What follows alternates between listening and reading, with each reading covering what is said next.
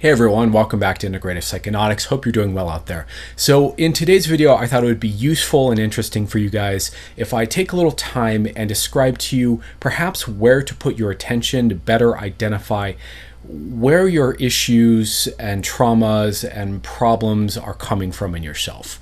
So this is kind of a question I get a lot, certain variations of this question, which is something like, how do I figure out, what my issue is? How do I figure out, where the traumas are in me? How do I access, what it is that needs healing, because it's a bit of a blind spot to me. It's a bit hidden from me. So in this video, I wanted to begin to start to create a sense of how to do that for you.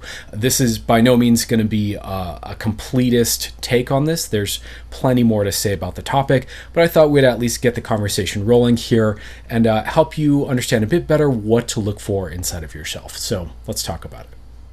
So quick piece of commentary here before we go ahead and get into it.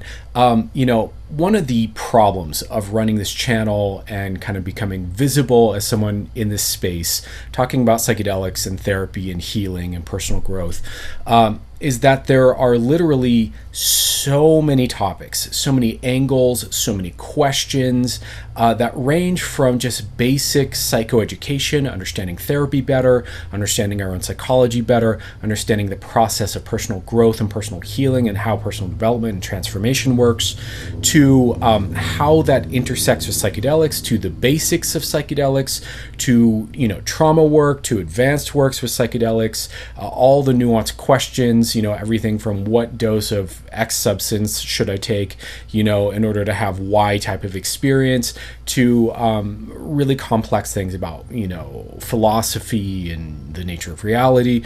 The list goes on and on. There's so much I could be talking about here on the channel.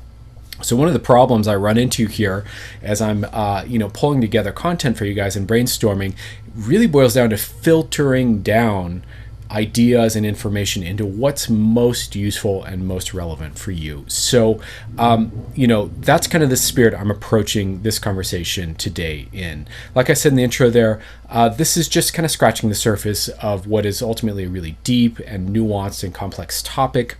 This is not the final word, but hopefully this will be a kind of a helpful pointer. There's a lot to say about this. When I interact with people, whether, that's people in my DMs or, people who hit me up, interesting coaching, what have you, when I interact with people, more often than not, one of the major things that people are wondering is, how do I figure out what my issue is, what my trauma is? I know there's something there. I can feel it. It causes me suffering. It causes me pain and stress and anxiety, but I don't know exactly what it is, and I don't know how to uncover it. And some of that is a really natural impulse, and I think a really fair, good question to ask. And as you'll see in the video and what I'm about to say here, some of that is also perhaps a bit of a misguided assumption about what it is that we need to uncover or figure out, quote unquote, in order to heal. So I'll be addressing kind of some of the flawed assumptions in this approach as we talk about it, as well as talking about perhaps some of the things you might want to look at that perhaps you hadn't considered, that are often really a big, deep piece of the shape of our issues and how we got them in the first place. So without further ado, I'm not going to yammer on too much here, and I am going to try to keep each of these points short. If anything is unclear, please do me a favor, leave a comment down below, ask a question. I'd be happy to unpack it in a future video in more depth. I'm trying to strike a balance here on the channel of concise information and useful information and detail of information. And that's not always the easiest thing to do, especially for someone who is a bit of a talker and a divergent thinker as I am. So anyways, without further ado, let's talk a bit about what, some of the core assumptions around this kind of stuff is. If we're trying to figure out what our issues are, where they come from, what happened, why is it that I can't figure this out? What are some of the core assumptions around that? Let's start there, and then we'll just kind of dive in and go further. All right, see you guys in a sec. So as you may have probably gathered from what I was alluding to just a moment ago in the introduction there is a giant assumption in this line of thinking of trying to figure out where our issues come from, what are my problems, how did I get them, where did they begin. This entire line of inquiry and investigation, there is a giant assumption underneath that I want to draw to your attention, which I think is often not correct and is often kind of the charge, the emotional charge driving us to figure this out. And I think we need to become conscious of this and clear of this before we really can get a good sense of it. Okay, so the giant assumption that I'm kind of implying here goes something like this. When I know, I will heal. Right? Or when I figure it out, when I figure out why I have the issue, what happened to me, when I remember the exact instance that I got traumatized, when I, totally unpack a logical understanding of what happened in a traumatic moment of my life, then I will heal. This is often kind of the implicit assumption that I see over and over and over when people are coming to me. Now, is that true? Is that accurate? It's nuanced. It's complex, right? So I think the simple answer to this is that sometimes there's an element of truth to that, but I think it's more correlation than causation, which is that often when we are doing the healing work, we have a moment of remembering an instance where perhaps the wound happened. But that's not necessarily, as we're remembering that, causal of our healing. I think that's more of a correlation or a symptom of our healing, if you will. And so it's important to understand that you can totally know that, what your issue is, what happened. You can remember the exact event. Sometimes people do, sometimes people don't. And still have the issue, still have the trauma pattern, still have the dissociation or the fight or flight triggers or the what have you, whatever it is in your particular case. So it's important to understand you can know and still have the issue. So knowing doesn't necessarily clear the issue, but sometimes knowing helps to clear the issue. I know that's confusing, but that's kind of what I see over and over. The other side of the coin here is that you don't necessarily need to know in order to clear the issue. So in other words, you can often work just at the body sensation level, at the kind of felt emotional sense level without having, a great sense of clarity of what exactly happened in order, and you can still heal, right? So I want to make this really clear. Like, you can heal without knowing. You don't need to know. But sometimes as you're interacting with yourself or with a coach like myself or with a therapist or someone, and you're interacting around the wound, sometimes memories will come up as part of the healing process. So I think it's important to understand that, but not overemphasize the role of understanding or knowledge or what have you. So I can say that kind of until I'm blue in the face, and it's true, right? But the reality is that I find is that when we're kind of driven by our intuitive, emotional sense that this is what I need, there's no amount of logically explaining this to you that I can provide that's really going to stop you or change your belief around this. So if you really believe that you need to know, right, that you really feel like this is, what's super important here, I think that's valid. And I think that that's okay. I'm not trying to necessarily, take that away from you, but I just want you to know that, memory is a funny thing. Sometimes we can massively misremember something that we think we remember clearly. Often our memories are highly colored by whatever state we're in the moment we're trying to access the memory.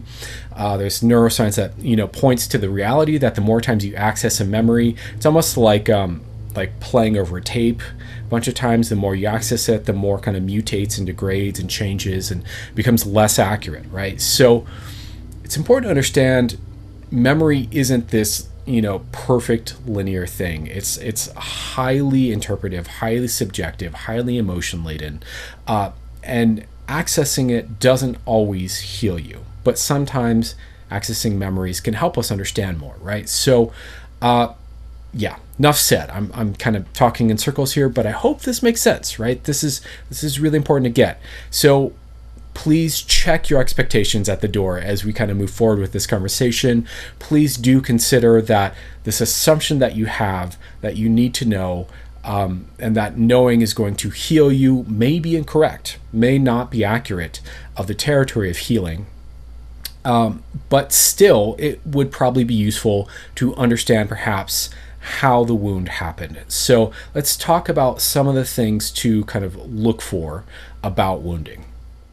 So as we dive down the rabbit hole here of looking at where our wounds came from, there's an important distinction to make at the outset here, because a lot of times if you are trying to kind of self-heal, you're trying to do your own therapeutic, whether it's a total healing or kind of lay the groundwork so that you're kind of set up properly to go work with a therapist or what have you, a lot of times we start with a misunderstanding that there are different layers to our experience here. And we assume that whatever is most visible or obvious to us is the problem, right? So one of the things I want to make a distinction around here is that there's a big difference between symptoms and core wounds, right? And generally speaking, what's taught in therapy schools, it's taught in hypnosis schools too, and coaching schools, is that generally speaking, treating the symptom, is not going to truly heal the problem, right? That we can, if we just are addressing the symptom, we'll kind of just spin in circles over and over and over, trying to, get results when really we need to go a layer deeper or a couple layers deeper to really get the real result. So what are some examples of symptoms? What do I mean when I say symptom? So some big obvious ones here that I would look at as symptoms first and not as the root issue would be depression and anxiety. And different flavors of anxiety, whether it's general anxiety, social anxiety, what have you. You want to look at these as symptoms and not necessarily as the root wound itself, okay? So what I'm saying here in a certain sense is don't try to fix your depression, heal your depression, get over your depression, get over your anxiety. That's really barking up the wrong tree. You want to be looking a layer or two deeper at what was the event or the meaning or the core belief that was created, the kind of strong imprint that was created in your nervous system, and what happened in that imprinting moment. That's where the work needs to be cleaned up. And then, downstream from that, the depression may lift, the anxiety may go away, the symptoms tend to kind of mellow out. We tend to become more regulated, more balanced, more adaptive. We have more capacity for growth and change, and things like I'm just thinking other symptoms here, might be a lack of motivation, right? Brain fog, right? What else? A bunch of stuff like that, emotional dysregulation. These are all symptoms. These are, part of the problem. They're kind of the tip of the iceberg poking out that you notice, but usually the deeper thing is not directly the thing that you're generally assuming that you want to deal with. So that's important to understand here. And along this line of thinking, I want to just kind of take a moment and give you a bit of a metaphor that I like to use with clients to understand really where the healing needs to happen a little more clearly, right? So I often describe it like this. When we are wounded, every human being develops a kind of lens that we view life through that is kind of like our way of seeing. It's our little window into the world from our personal subjective point of view. And that lens is perhaps built out of, let's say, all the foundational learnings you have as a young human being, right? So when we're young, as we're a kid, developing through, infanthood and toddlerhood and then into childhood, we are developing, a sense of self, other, relation, world, right?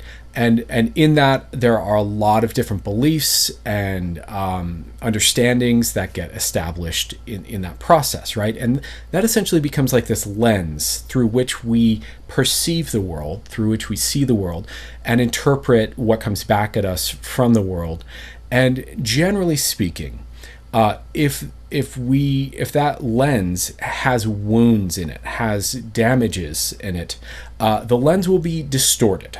Right? So we'll be looking through a distorted lens that distorts our view of everything, including ourselves, including the world around us, including our relationships, including what we expect of others, et cetera, et cetera. And this is usually where the work really needs to happen. What we really need to be doing is cleaning up the distortions in the lens and really healing the core misunderstandings that have been built into our nervous system. The problem here is that this lens that we look at the world through, I saw put really beautifully recently on Reddit, where a person was saying, I didn't realize that what was broken was my eyes. And what they meant was the lens that I'm looking at the world through is what needed to be corrected and changed, right? That's what needed cleaning and healing and balancing and updating and refining. And this is the thing. Most of us aren't aware that we are looking at the world through a very subjective set of beliefs and ideas that we could call this lens, right? Most of us have a blind spot to the reality that we're looking through the lens, let alone a blind spot to any, distortions, warps, damages, woundings, nicks in the lens there, right? So we're not self-aware that this is a thing at all, let alone that this is probably where the wound is. So we really want to understand that when we are if we're not correcting for a wounded, damaged lens, then the information we're getting and the sense making we're doing, if we're assuming that our lens is correct and our track of reality is 100% accurate, and it isn't for any person out there, let's be honest, we're all subjective, right? All we can do is refine that and make that finer and better and nicer and more as accurate as we can make it. But if we're not accounting for the damage in our lens distorting our view, then we confuse our warped view with reality itself. And this is really where the problems begin. This is where we start making the bad decisions, where we end up with triggers because we are hypervigilant about the thing, because we have a worldview that puts us on guard because of this distortion in the lens, right? So we want to really be accounting for this. This is no small thing to have a lens that is kind of warped in a particular flavor that's giving you a particular flavor of perception, all of which is incorrect, right? So this is really where the work usually is.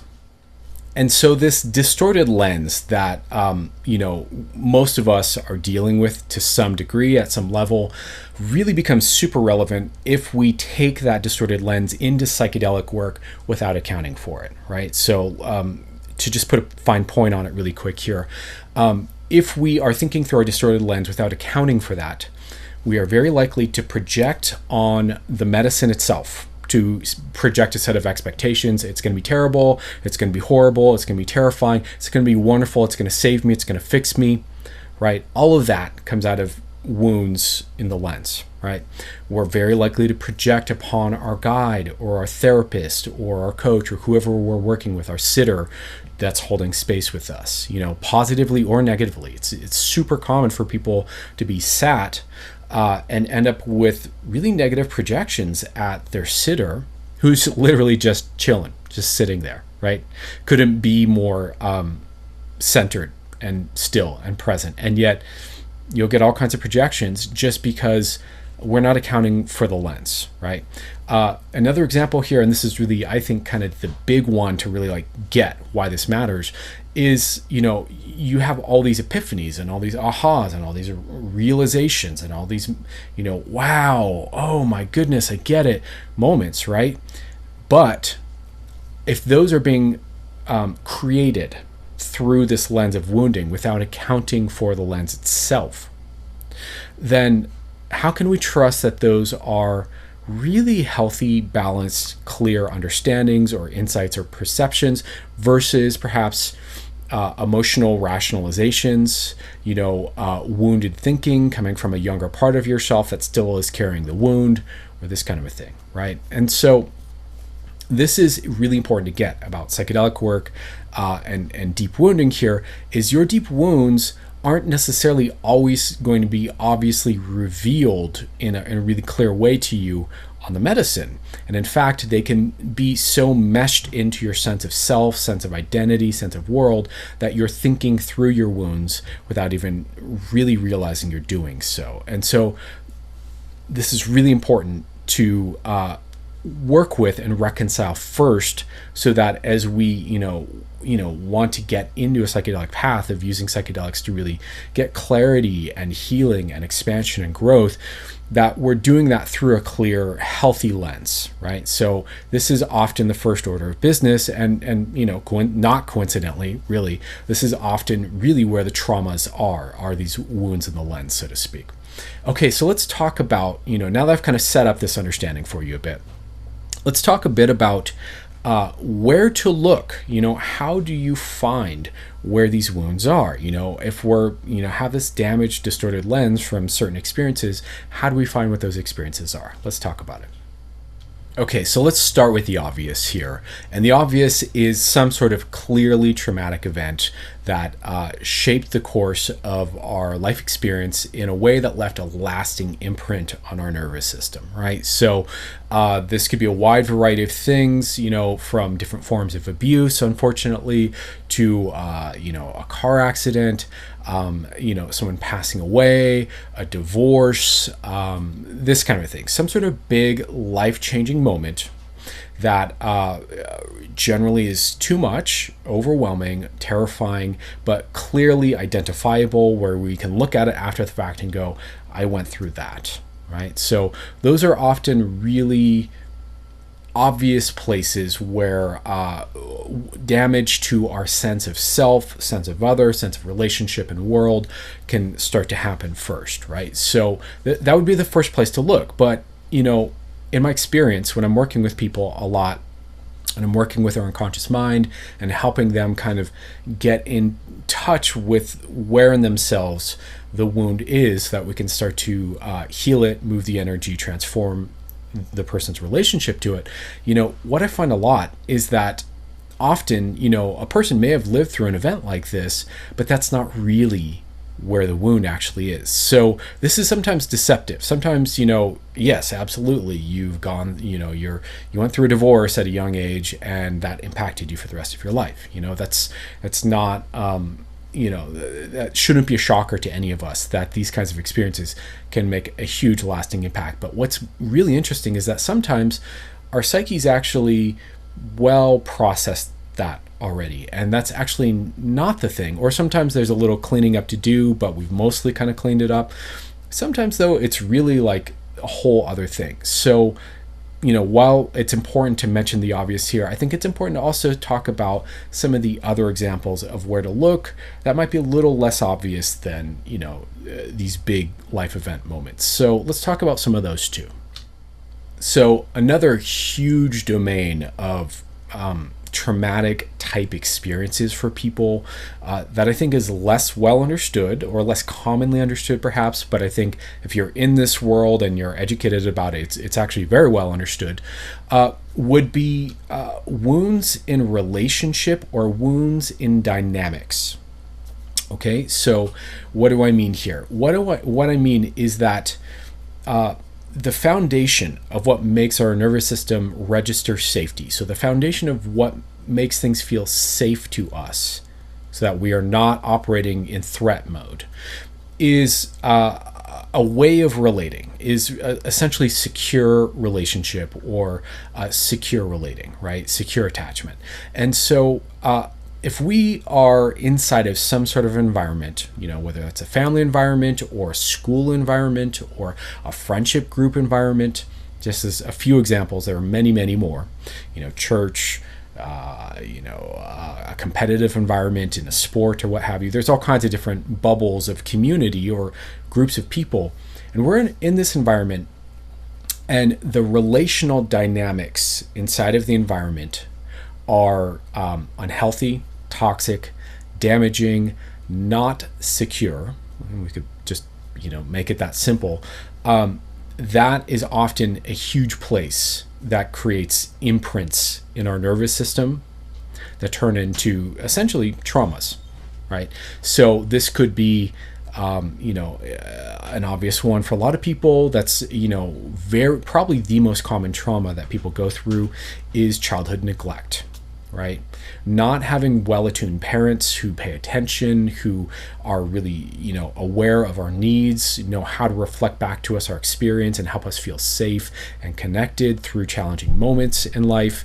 Having parents who are perhaps a bit dismissive and like, go away, don't bug me, I'm busy with XYZ, this kind of a thing.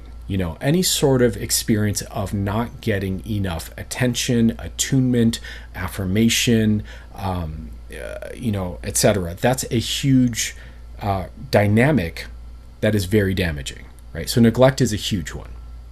Obviously, there are more overtly abusive types of dynamics too, intense criticism, shaming, judgment, blame, scapegoating.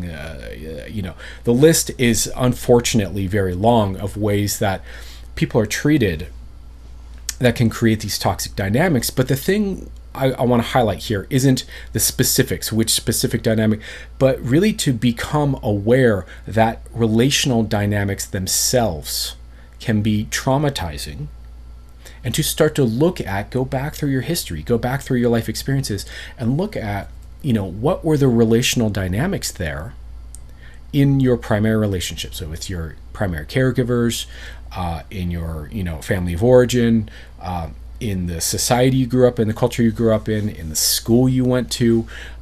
Look at the relational dynamics. Were people cold? Were they, judgy? Were they shamey? Were they dismissive? Was there very little room to be self-expressed and be yourself? Was it difficult to get a sense of love and connection flowing your way, etc., right? So dynamics would be one place to look, where, this is something I'll be talking about a lot more, and I'll be making courses around and teaching around understanding, what healthy dynamics are and look like and feel like versus all the various forms of toxic dynamics. But we can broadly say you want to just look at dynamics. And this can be such a weird thing, because for a lot of us, it may not be obvious that, the way people treated each other around me, right? Including the way I was treated, that there can be all kinds of subtle dynamics there that seem more or less normative and normal. And you're like, okay, well, it wasn't perfect, but, generally, it wasn't terrible either. It can be really hard to understand how subtle these dynamics are, and how sensitive our nervous system really is to this kind of a thing, and how that can massively impact us. So this is a huge place to look. If you've never really stopped and thought about healthy relational dynamics, I would encourage you to think about it. For a lot of people, this is a blind spot. This is a place where I see a lot of people get dismissive, in particular, reductive, we minimize it. Oh yeah, it's not my mom was a little harsh and judgmental, but it wasn't a big deal. My dad was a little, absent and emotionally unavailable when he was around, but it's not a big deal, that kind of a thing, right? So I would encourage you not to minimize, not to be reductive, not to be dismissive, but to really look at the dynamics there. This is often the place where the wounds are, but not always. So let's talk about some of the others. Okay, so another example here is what was modeled for you, right? So this is really important to understand. As we're developing as little, kids, as, toddlers and infants, the way that we make sense of how to behave and what is right behavior in our society, in our tribal group, in the family we're growing up in, essentially, is not through what we are taught, right? So the common misunderstanding among parents is that, kids are supposed to do what we teach them to do, right? That kids are, that you teach kids what to do by what you tell them to do, or tell them what not to do, right? That, in other words, we learn through being consciously, overtly taught, which is completely not the case. How we learn is through what's called modeling, right? So, in other words, what was demonstrated in front of us in terms of how people treat each other is what we internalize as normal, essentially, right? And so this can become really complicated, because a lot of times we're picking up not only, in terms of, how we were related to. So what was modeled for us about our sense of self, our sense of, value and our family, of origin, our sense of, the quality of our relationship to each of our caregivers, but also what was modeled between each of the caregivers, right? So, how did let's say you had a mother and a father, how did they relate? What was the quality of their relating? Was there tension? Was there coldness? Was there yelling? Was there fights? Was there abusiveness? Was there stonewalling? Was et cetera, right? Other examples would be relationships between our parents and their parents, right? Or our parents and the culture in which our family existed, right? So our parents and the world around us, friends and community, right? Modeling, right? What was modeled for you? This is another major place to look, because we can kind of end up internalizing an unhealthy attachment system, or insecure attachment style, or attachment wounds from our parents' attachment wounds, right? So if you grew up with a mother, for example, who had anxious attachment, there's a really good chance that you may internalize anxious attachment as being normal, because that's what was modeled for you, and have a really weak sense of boundaries, for example, and or a strong drive for kind of codependent, deep relating, that's not necessarily healthy, or perhaps more often for anxiously attached people, a weak sense of self, a weak sense of autonomy, a weak sense of independence, right, or self-sustaining, right, self-care. But that may not have been created through some overt wounding to you, but rather just that was modeled as what is normal and healthy and how we relate to each other in your family system, right? So this is a whole other place to look. What was modeled for you? All right, another huge area of wounding that I think is really often kind of under discussed, under looked at or examined, and not really well understood, is the role of toxic social conditioning. All right, so another place that we can get wounded and really have traumas is in our relationship to society as a whole, or our sense of who we are, perhaps in our role as a person, or our sense of what is safe out there in the world in society. Does society feel safe, or does society feel threatening? Let me give some examples here. So an obvious one that I see a lot of, that's sadly very common, is religious trauma, right? So people grew up either in a family or in a town or in a culture that is heavily religious in a way that's a bit repressive, that's a bit judgy, shamey, not supportive, not safe feeling, overwhelmingly rigid, right? And this can really create a lot of internal conflict for people. This can create a lot of pain. This can create a lot of, if we don't fit that perfectly, that can create a lot of suffering, and that can create a trauma, right? Some other examples would be you are, socially conditioned. Let's say you grew up in a really dysfunctional family, right? Alcoholism and abuse and, missing parents and addiction and quasi-homelessness and that kind of a thing, which if that's you, my heart goes out to you. That is such a rough set of circumstances to grow up inside of, right? But if that's your conditioning field, those are the people you're surrounded with, that's the way of life you're surrounded with, again, what's modeled for you inside of that is probably going to be toxic. And so you kind of get this social conditioning that's normal, that's right, that's healthy, that's the way to be.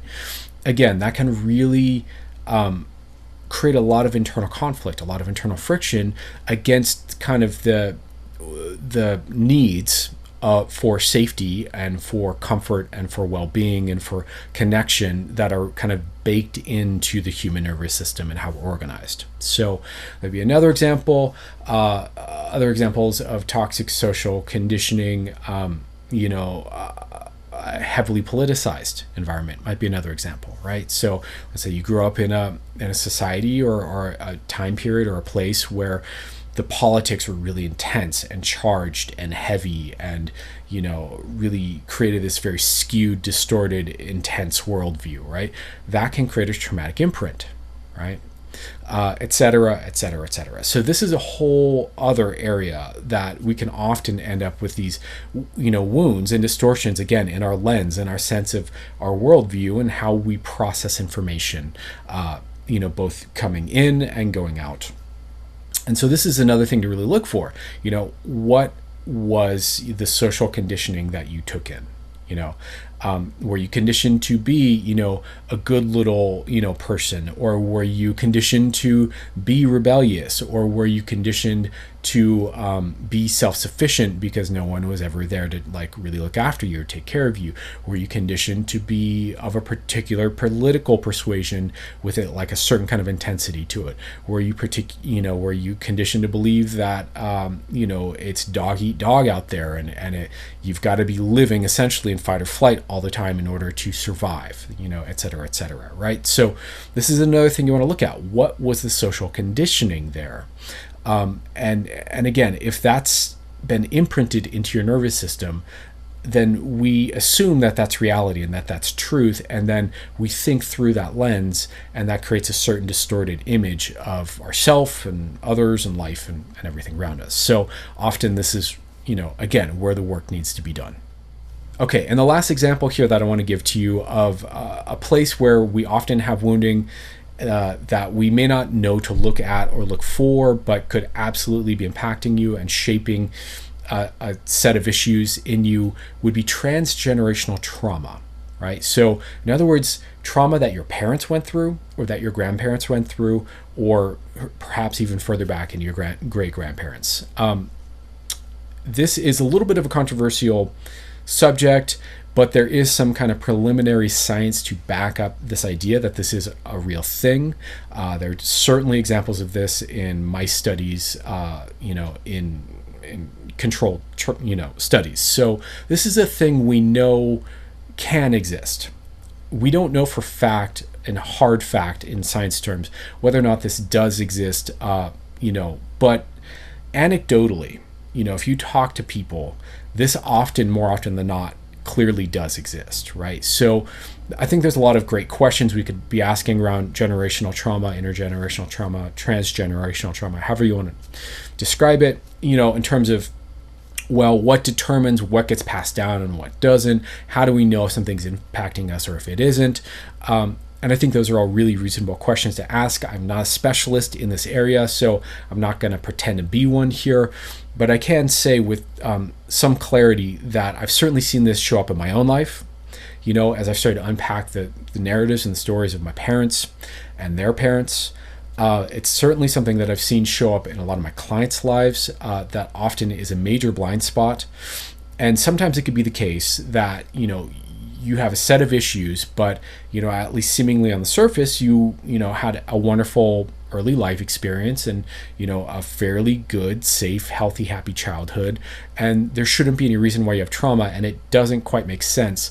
And sometimes this is really what it is. Sometimes, and this can powerfully show up in a medicine session. So it's not uncommon for people to take a bunch of mushrooms or LSD or ayahuasca, what have you, and start to access memories that aren't theirs, that are their grandparents, and are clearly so, right? And if we think about it, depending on your age here, our grandparents, our great-grandparents' generation, was only, 80 years ago, 100 years ago, maybe less. But the world was an incredibly different place at that time. Life was still hard. There was still a lot of traumatic events happening for people, whether it was the wars of the 20th century and the revolutions, whether, it's, more commonly that there was family abuse back then or sexual abuse back then, et cetera, et cetera. There's a lot that was happening back then that may have happened to one of your grandparents or great-grandparents that you don't know about, but is showing up in your body and in your nervous system. So this would be another place to look. So for some of you, you may not be able to get that information, but if you can get more information about all of these things, the life events, the dynamics, that your parents experienced or your grandparents experienced, between the generations, right? So how did your grandparents parent your parents? Were there any issues there? Was there damage done there, right? Or, what are some of the social conditioning that your grandparents went through, and how did that impact your parents? Did your parents rebel against your grandparents, et cetera, et cetera? I hope you're starting to see what I'm saying here. There's a lot that can subtly be there that shapes your nervous system and can create these wounded dynamics that you may not be aware of. But these are all the places I would start to look if I were you, and you're trying to figure out, how did I end up with this issue? Last thing I'll say here, and then we'll kind of wrap the video, is a lot of times, I get clients who they are aware of some issue. They've gone through something really big, really obvious, whether it was, a big life event early on, something like that, right? And they'll be aware of that. But often when we have a big life event like that, that is clearly traumatic, clearly, part of the problem, what we're not aware of is perhaps all these other things that might be there that could be smaller things, dynamics that were kind of off, or, stuff that was going on, in terms of our social conditioning, our environment around us, or things that were going on intergenerationally between our parents. Did our parents go to therapy, or are they still carrying their wounds and their issues? How did they model, a weird, distorted worldview because they never went to therapy for us, and that got him, et cetera, et cetera. You see what I'm saying here? This all starts to get a lot more subtle and nuanced and deep. So even if we have real obvious big wounds, sometimes there's still also all this other stuff to clean up. Hopefully this discussion is useful and not too overwhelming, not too much of a black pill for you. If you're becoming aware that perhaps you have more issues than you realized, or that there are all these other places to look that could actually be areas where there's wounding that's happened to you, my message to you is to be patient and, take heart in the reality and the fact that this can all be healed, transformed, updated, shifted, released, and I've seen some really profound examples of that, both in the medicine work world and just, in kind of therapeutic and healing work in general. So take heart, you're just, if these patterns are here in you, you're not doomed to a life of always having them. If these patterns are there in some subtle way between you and your parents, or you and your grandparents, or your family system, fret not. It doesn't have to massively impact you for the rest of your life. These are things you can clean up and you can heal. But the first thing you want to do is start to take account, because again, these core wounds often become blind spots for us, and then we're depressed and we don't know why we're depressed. I guess the last thing I'll also say here is, in terms of wounding dynamics and social conditioning, there's a whole other layer of this that now we're starting to see that is a result of an online life, of online culture. And you see this a lot in young people who grow up online. And then, that can have its own set of traumatic things. Think seeing, really atrocious, violent gore videos when you're too young, or think, being, cyberbullied, in school, as, at a young age, et cetera, et cetera. There are a lot of examples also where this can happen through technology that, I don't think we fully appreciate or understand yet. So that's what we're saying too. Anyways, I hope this is helpful. Like I said, if it is, please do me a favor. If you've made it all the way through the video, I realize it's probably a long one here. Do leave a like, a comment, what have you, engage. Let me know what you think about this. Let me know if this resonates or is useful for you. And I will see you guys in a future video very soon. All right, much love. Take care. I hope you're doing well out there. I'll talk to you soon.